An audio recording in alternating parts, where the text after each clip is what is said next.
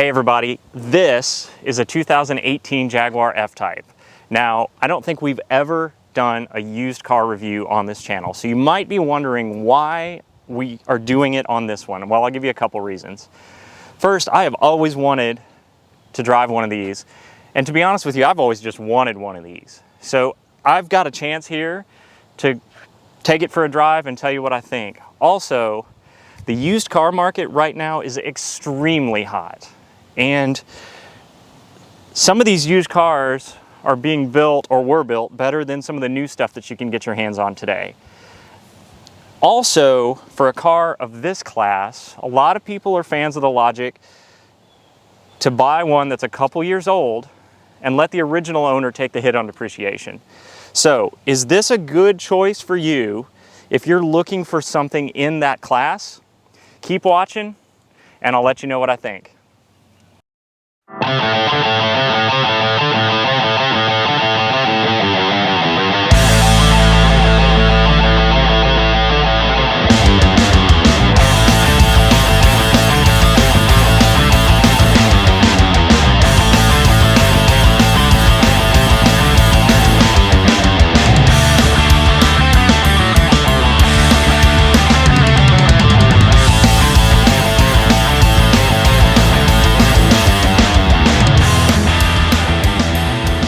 Okay, while we're outside the car, let's talk about a couple things outside the car-ish, all right?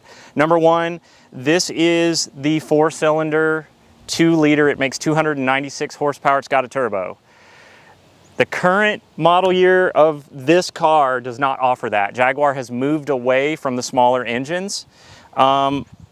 This is not going to be anything quick off the line. The reviews are all out there to support that. You're looking at a little over 6 seconds to go 0 to 60.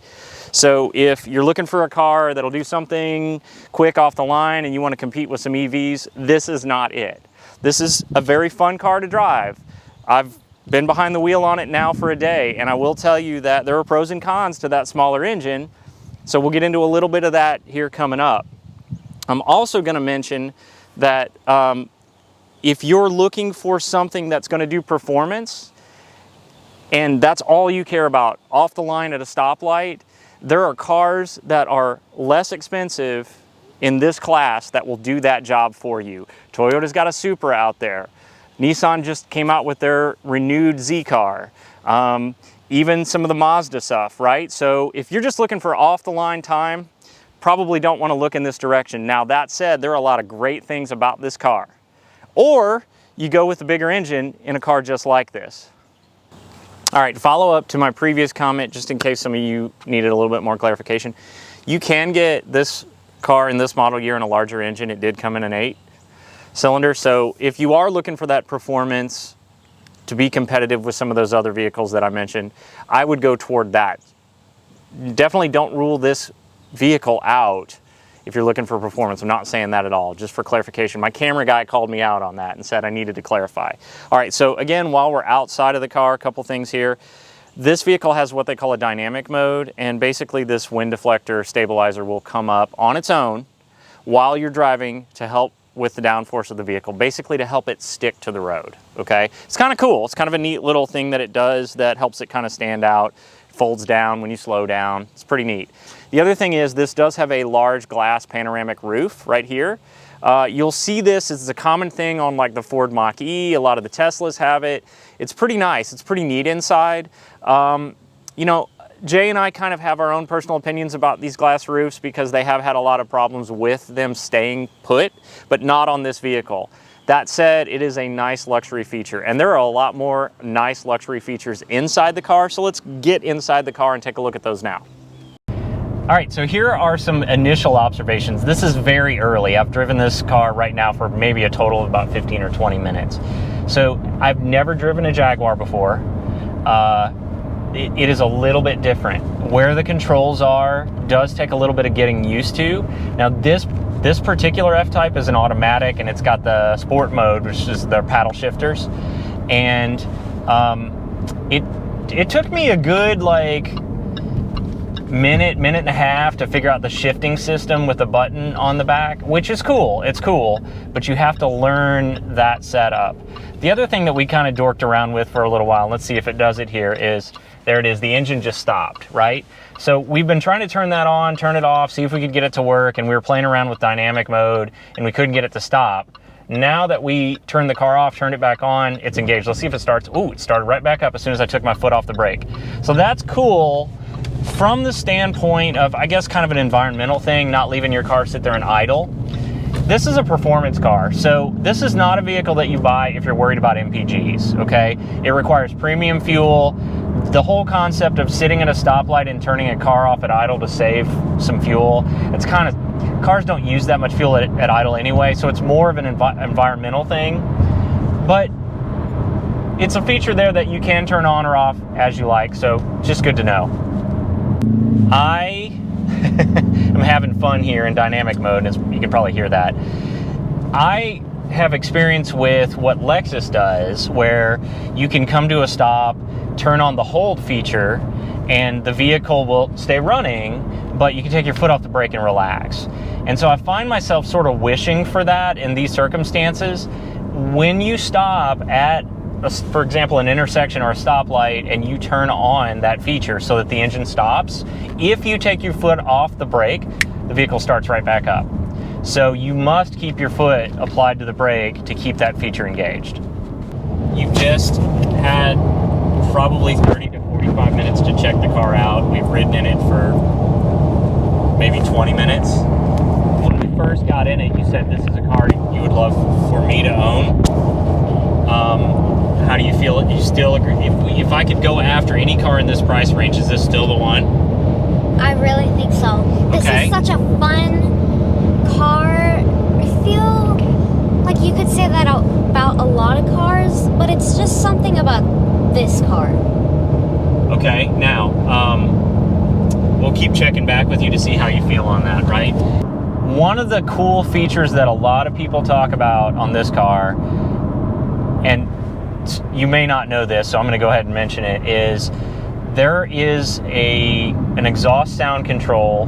This particular model has it on a button right here. And what this does is it actually opens up some baffles in the exhaust when you turn it on to allow that meaner sound to come through. Now, if you have it in what they call dynamic mode, it turns itself on by default, right? So you can see the dynamic mode is on there, and then the whole, like, the display on the dials turns red also to confirm dynamic mode, and then it just automatically turns that throaty exhaust sound. But you might think, well, why wouldn't I want to just leave that on? Well, you know, if you're coming in late at night, or you know, are in a neighborhood where you don't want to rattle the neighbor's windows or something like that.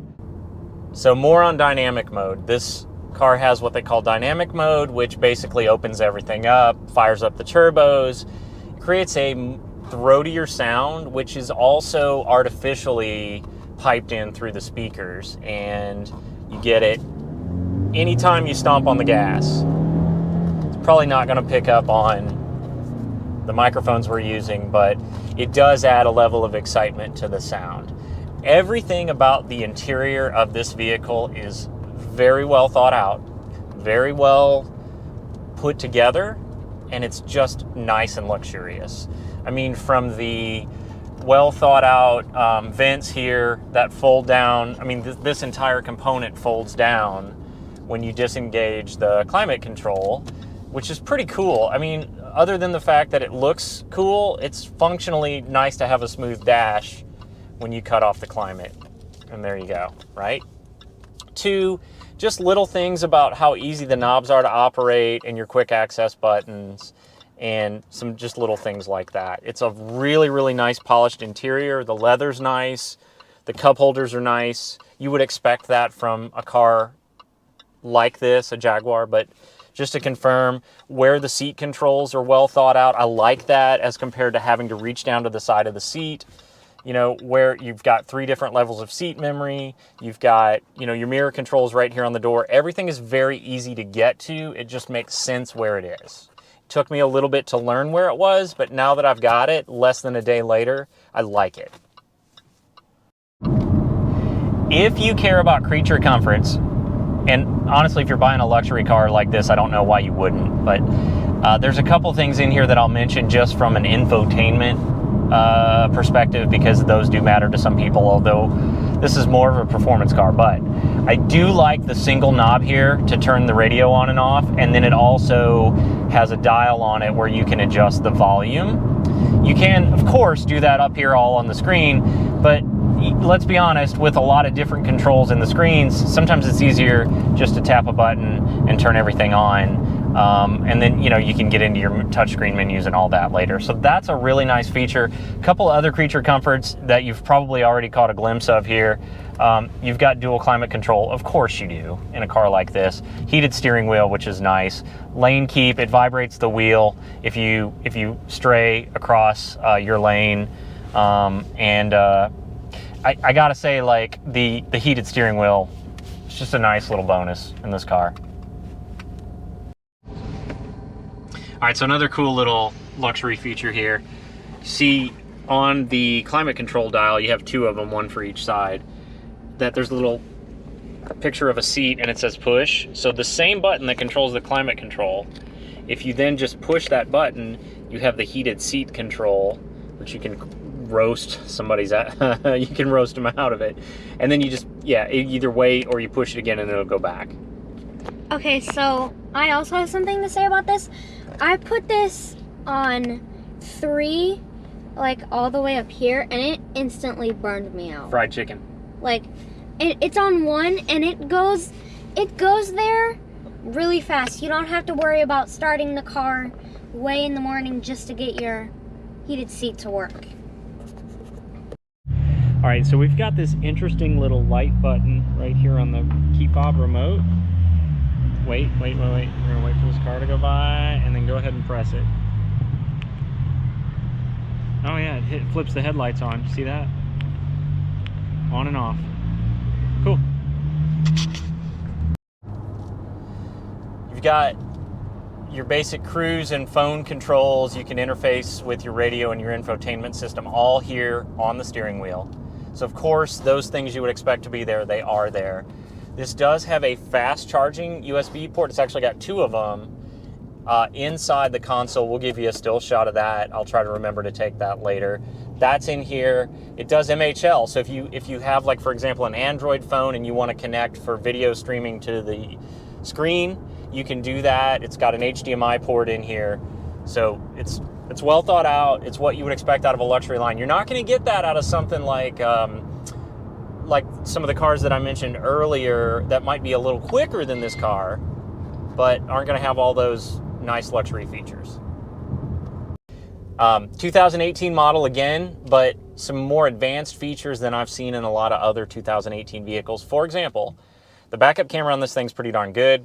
I love the blind spot management system in this car. For a 2018, this is pretty advanced. The backup camera is pretty advanced also for that model year. It's nice.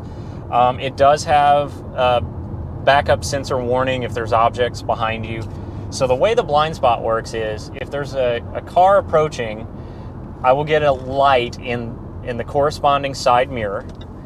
So whether it's the passenger side or driver side. And then if a car is approaching quickly, it will flash quickly. It's just really nice. It kind of warns me, hey man, somebody's coming up fast on you. Don't do anything crazy, stay in your lane. It's a nice feature.